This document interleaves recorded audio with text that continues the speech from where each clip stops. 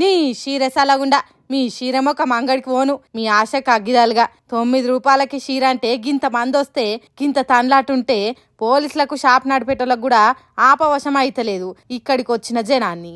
వికారాబాద్ పట్టణంలో జేఎల్ఎం అనే shopping mall పెట్టి కొత్తగా ఓపెన్ చేస్తున్నామని మందికి తెలిసేదానికి 9 రూపాయలకే షీరే అని ఆఫర్ పెట్టిండట. అందుకే ఇగో గిట్లేగా పడ్డరు.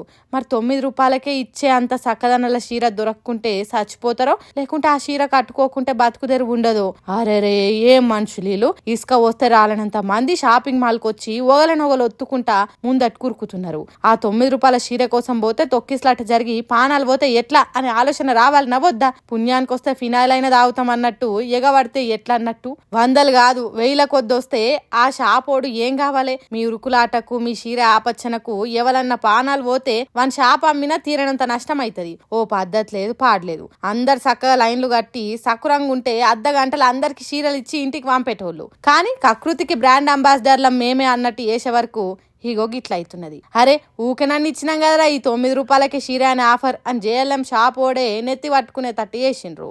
దీంట్లో ఎక్కువ మంది ఆడోళ్లే ఉండే వరకు కీస్లాట్ ఇంకింత ఎక్కువైందట.